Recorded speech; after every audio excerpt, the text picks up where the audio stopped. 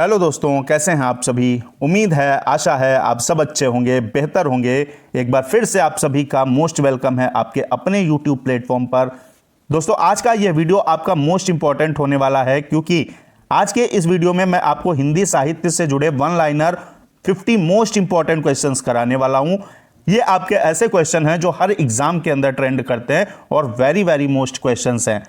तो शुरू करेंगे। अगर आप टेट वगैरह एग्जाम देने जा रहे हो, यानी शिक्षक भर्ती का भी कोई एग्जाम हो, उसके अंदर भी ये सारे क्वेश्चन खूब ज्यादा पूछे जाते हैं। तो शुरू करेंगे। पहला क्वेश्चन देखिएगा। क्वेश्चन है, हिंदी का आदि कवि किसे माना जाता है। तो हिंदी का आदि कवि स्वयंभू को माना जाता है। ये याद करके जाएंगे तो 1 नंबर पक्का हो जाएगा। ठीक है, पहला क्लियर। सेकंड आपका क्वेश्चन है, हिंदी का प्रथम उपन्यास कौन सा है, बताइएगा। तो हिंदी का प्रथम उपन्यास दोस्तों अगर बात करेंगे तो परीक्षा गुरु है। और इसके लेखक कौन है? भारतेंदु युग के प्रसिद्ध नाटककार जो है आपके लाला श्रीनिवास दास, इसके क्या हैं? लेखक हैं। ठीक है, तो परीक्षा गुरु आपका पहला उपन्यास है, हिंदी का माना जाता है। नेक्स्ट है, हिंदी साहित्य की प्रथम रचना कौन सी है। तो अगर हिंदी साहित्य की पहली रचना की बात की जाए, पृथ्वीराज रासो, जिसके आपके रचयिता हैं चंद बरदाई। इन्होंने पृथ्वीराज चौहान जी जो सम्राट थे उनके बारे में लिखा है। ठीक है, तो ये आपका पृथ्वीराज चौहान से जुड़ा हुआ आपका ये रचना है। यहां बढ़ते हैं 4 नंबर क्वेश्चन की तरफ। अगला क्वेश्चन है, भगवती चरण वर्मा द्वारा का या फिर उनका प्रथम उपन्यास कौन है। तो ये चित्रलेखा, जिसका प्रकाशन हुआ 1934 यानी 1934 के अंदर। तो चित्रलेखा क्या है? भगवती चरण वर्मा द्वारा आपका प्रथम उपन्यास है। अगला क्वेश्चन लेंगे और अगला क्वेश्चन है 5 नंबर, 5वां है आपका क्वेश्चन, तुलसी रसायन किसकी रचना है। तो तुलसी रसायन आपके भगीरथ मिश्रा की रचना है, याद रखना है। नेक्स्ट क्वेश्चन है, भरत मुनि के अनुसार करुड़ रस के देवता है, बताइए कौन है। तो करुड़ रस का अगर स्थायी भाव पूछा जाए तो स्थायी भाव इसका होता है शोक। करुड़ अब कहता है करुड़ रस के देवता कौन है। तो यम है, माना जाता है भरत मुनि के अनुसार। तो यम को याद रखना है। अगला क्या है 7 नंबर, किस नाटककार ने अपने नाटकों के लिए रंगमंच को अनिवार्य नहीं माना है, यह बताना है। तो जयशंकर प्रसाद ने क्या है, अपने नाटकों के लिए रंगमंच को अनिवार्य नहीं माना है। आंसर आपका जयशंकर प्रसाद हो जाएगा। नेक्स्ट आपका है, किस भाषा को द्रविड़ परिवार की सभी भाषाओं की जननी माना जाता है या कहा जाता है, यह बताना है आपको। तो याद रखिएगा कि तमिल भाषा जो है इसे द्रविड़ परिवार की सभी भाषाओं की जननी या मदर माना जाता है। ठीक है, तो यह भी नेक्स्ट आपका ये तैयार कर लेना। और नेक्स्ट बढ़ेंगे आपका, कुटज के रचयिता कौन है। बहुत ज्यादा पूछी जाने वाली रचना है। तो कुटज के आपके रचयिता हो जाएंगे हजारी प्रसाद द्विवेदी जी। इन्होंने कुटज की रचना की है। ठीक है, एक और इनकी आपका रचना है जो बहुत ज्यादा पूछी जाती, अशोक के फूल। ठीक है, अशोक के फूल की रचना भी हजारी प्रसाद द्विवेदी ने ही की है। अगला है 10 नंबर क्वेश्चन, खड़ी बोली के सर्वप्रथम लोकप्रिय कवि कौन माने जाते हैं। तो याद रखना अयोध्या सिंह उपाध्याय जो है, जिनका उपनाम हरिऔध भी है, ये जो है खड़ी बोली के सर्वप्रथम लोकप्रिय कवि माने जाते हैं। अगला बढ़ते हैं 11 नंबर क्वेश्चन है, गंगा छवि वर्णन जो है ये कविता है एक टाइप से, इसके रचनाकार कौन है। तो गंगा छवि वर्णन जो है ये इसके रचनाकार भारतेंदु हरिश्चंद्र जी हैं, याद रखिएगा।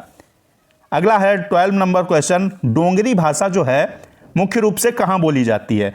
तो डोंगरी का संबंध किससे हो जाएगा? जम्मू एंड कश्मीर से हो जाएगा। याद रखेंगे डोंगरी भाषा के लिए जम्मू कश्मीर। अगला है आपका 13 number question, very very most important, Jnanpith पुरस्कार किस क्षेत्र में सर्वश्रेष्ठ या श्रेष्ठ कार्य के लिए दिया जाता है। तो ज्ञानपीठ पुरस्कार जो है वो आपका साहित्य में दिया जाता है। ठीक है, साहित्य के क्षेत्र में उत्कृष्ट कार्य करने वाले को लिटरेचर के क्षेत्र में ज्ञानपीठ पुरस्कार प्रदान किया जाता है, जिसमें से कुछ आपके मोस्ट इंपॉर्टेंट हैं। जैसे बात करें महादेवी वर्मा, तो महादेवी वर्मा को कब मिला और किसके लिए मिला। तो याद रखिएगा महादेवी वर्मा को यामा के लिए दोस्तों मिला था ज्ञानपीठ पुरस्कार। कब? वो भी 1982 यानी 1982 के अंदर। अगर बात करते हैं अपने दिनकर साहब की, ठीक है, तो दिनकर साहब को कब मिला था? उर्वशी के लिए मिला इनको। और कब मिला? 1972 में मिला इन्हें ज्ञानपीठ पुरस्कार। अगर बात करते हैं सुमित्रानंदन पंत की, ठीक है, जो कि उत्तराखंड के कवि हैं। पंत साहब ने बहुत अच्छी अच्छी कृतियां अपनी लिखी हैं, बहुत अच्छे अच्छे इनके लेख हैं। तो पंत सुमित्रानंदन पंत को कब मिला? 1961 में मिला, यानी 1961 में किसके लिए? चिदंबरा के लिए इनको ज्ञानपीठ पुरस्कार प्रदान किया गया था। साहित्य में नोबेल किसको मिला है? गीतांजलि के लिए आपका रविन्द्रनाथ टैगोर साहब को मिला है, गीतांजलि के लिए। तो ये सारे क्वेश्चन आपको याद रखने हैं।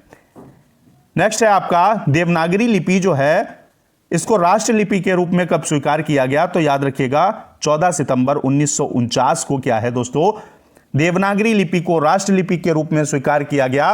और इसलिए 14 सितंबर को प्रतिवर्ष क्या मनाते हैं? हिंदी दिवस मनाते हैं, राष्ट्रीय हिंदी दिवस, याद रखना है। अगला है आपका चिंतामणि के रचयिता कौन है? तो याद रखिएगा आचार्य रामचंद्र शुक्ल जो हैं, इन्होंने चिंतामणि की रचना की है। अगला क्वेश्चन लेंगे 16 नंबर, हिंदी की प्रथम एकांकी कौन है? यह बताना है आपको। तो यह है आपकी एक घूंट, ये किसकी है? ये जयशंकर प्रसाद साहब की है, यह भी आपको याद रखना है, जयशंकर प्रसाद जी की। नेक्स्ट आपका है 17 नंबर क्वेश्चन, हिंदी का प्रथम पत्र कौन सा है? तो ये आपको याद रखना है कि उदंत मार्तंड जो है ये हिंदी का प्रथम पत्र है। और इसका प्रकाशन कब हुआ? इसका प्रकाशन 30 मई को दोस्तों, 30 मई 1826 को हुआ था कलकत्ता से। कहां से? कोलकाता या कलकत्ता कह दें, कलकत्ता या कोलकाता से। संपादक कौन थे? पंडित जुगल किशोर तिवारी थे, यह भी याद रखना है, बहुत ज्यादा मोस्ट इंपॉर्टेंट क्वेश्चन है। अगला बढ़ेंगे 18 नंबर क्वेश्चन, राजा राम मोहन राय द्वारा प्रकाशित पत्रिका कौन है? तो संवाद कौमुदी जो है ये राजा राम मोहन राय द्वारा प्रकाशित है। 19वीं सदी के प्रारंभ में प्रकाशन इसका हुआ था, कलकत्ता से, बांग्ला पत्रिका है, ठीक है, साप्ताहिक पत्रिका थी। अगला है आत्मजयी के रचयिता कौन है? तो ये कुंवर नारायण जो हैं, इन्होंने आत्मजयी की रचना की है, पूछा गया है आपसे क्वेश्चन एक एग्जाम के अंदर। नेक्स्ट है आधुनिक युग की मीरा किसे कहा जाता है? Very very most important question है। महादेवी वर्मा को, जिन्हें यामा के लिए ज्ञानपीठ पुरस्कार मिला है, इनको दोस्तों क्या बोला जाता है? आधुनिक युग की मीरा बोला जाता है। और इनकी बहुत सारी कृतियां हैं, बहुत सारी इनके लिखे हुए जो इन्होंने लिखे हैं वो बहुत ज़्यादा फेमस हैं। जैसे अगर बात करें, एक आपने पढ़ी होगी गिल्लू भी आपके महादेवी वर्मा की ही रचना है। नेक्स्ट आपका है 21 नंबर क्वेश्चन, 21 नंबर, कस्तूरी कुंडल बसे किसकी आत्मकथा है? तो ये आत्मकथा मैत्रेयी पुष्पा की, याद रखिएगा, ठीक है। नेक्स्ट आपका है 22 नंबर, रामधारी सिंह दिनकर किस रस के कवि माने जाते हैं? तो अपने दिनकर साहब जो हैं ये आपके वीर रस के जो है कवि माने जाते हैं। इन्होंने आपने पढ़ा होगा कलम आज उनकी जय बोल ऐसे करके। तो ये सारी चीज़ें जो है वीर रस वाली ज़्यादातर आपके दिनकर साहब ने ही लिखी हैं।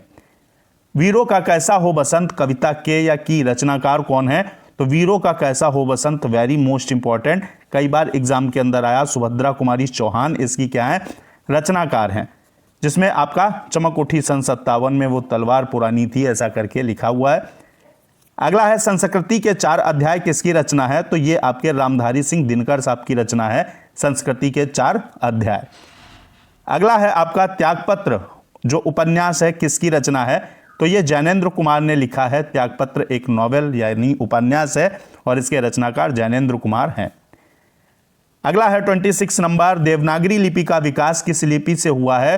तो देवनागरी का जो विकास है वो ब्राह्मी लिपि से हुआ है, ये याद रखना है। अगला है 27 नंबर क्वेश्चन, द्विवेदी युग का नामकरण जो है किसके नाम पर हुआ है? तो द्विवेदी युग का जो नामकरण है वो महावीर प्रसाद द्विवेदी पर हुआ है, याद रखना है इसे भी। 28 नंबर क्वेश्चन है, निर्गुण भक्ति काव्य का प्रमुख कवि कौन है? तो निर्गुण भक्ति काव्य जब आएगा तो आप कबीरदास लिखेंगे, ये आपके निर्गुण भक्ति काव्य के प्रमुख कवि हैं। अगला है क्वेश्चन, बिहारी किस काल के कवि थे? तो अगर बात करें बिहारी जी की तो ये रीति काल के कवि थे, याद रखेंगे। नेक्स्ट बढ़ेंगे, बैताल पच्चीसी के रचनाकार कौन है? तो बैताल पच्चीसी के रचनाकार सूरत मिश्र हैं, ये भी आपको तैयार कर लेना है। चैनल को दोस्तों सब्सक्राइब करके बेल आइकन प्रेस कर दीजिएगा, वीडियो को लाइक शेयर कर दीजिएगा। नेक्स्ट आपका क्वेश्चन है, प्रेमचंद के अधूरे उपन्यास का क्या नाम है? 2 क्वेश्चन आपसे पूछे जाते हैं, एक प्रेमचंद का अधूरा उपन्यास मंगलसूत्र हो जाएगा और एक पूछा जाता है जयशंकर प्रसाद जी के अधूरे उपन्यास का नाम, तो इरावती उनका अधूरा उपन्यास है। तो ये दोनों क्वेश्चन आपको तैयार कर लेने हैं। नेक्स्ट है, प्रभात फेरी काव्य के रचनाकार कौन है? तो ये याद रखना है नरेंद्र शर्मा जो है, इन्होंने जो है प्रभात फेरी काव्य की रचना की है।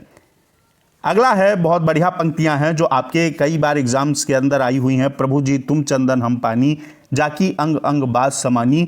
ऐसा ये पंक्तियां जो है इनकी रचना किसने की है? तो याद रखना है, मन चंगा तो कठौती में गंगा, रैदास साहब ने लिखा है, रैदास जी ने लिखा है। तो ये आपको याद रखना है बिल्कुल, क्योंकि कई बार क्वेश्चन आ चुका है। प्रेम सागर के लेखक कौन है? वेरी वेरी मोस्ट, तो लल्लू लाल जो है वो प्रेम सागर के लेखक हैं। अगला है, मैला आंचल जो उपन्यास है इसके लेखक कौन है? तो मैला आंचल के लिए याद रखना फणीश्वर नाथ रेड जो है, इन्होंने आपका मैला आंचल उपन्यास लिखा है। इनकी एक और कृति है जो आपने पढ़ी होगी, जिसमें फणीश्वर नाथ रेड ने लिखा लालटेन वाली, जिसमें वो कुछ नाम होता है, लालटेन करके वो जलाता है, कुछ ध्यान नहीं, बताइएगा कमेंट बॉक्स में। बहुत अच्छी इनकी रचना है। नेक्स्ट है, रामचरितमानस में कितने कांड हैं?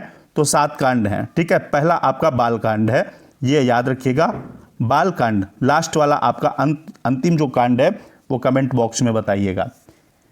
नेक्स्ट है आपका, किस युग को आधुनिक युग की आधुनिक हिंदी कविता का सिंहद्वार कहा जाता है? किस युग को आधुनिक हिंदी जो कविता है इसका सिंहद्वार कहा जाता है? तो भारतेंदु युग को ऐसा माना जाता है। आंसर आपका भारतेंदु युग हो जाएगा। अगर बात करते केंद्रीय हिंदी संस्थान का जो हेडक्वार्टर है, मुख्यालय है, हिंदी का आपका वीडियो है तो हिंदी में ही बात करेंगे। केंद्रीय हिंदी संस्थान का मुख्यालय कहाँ है?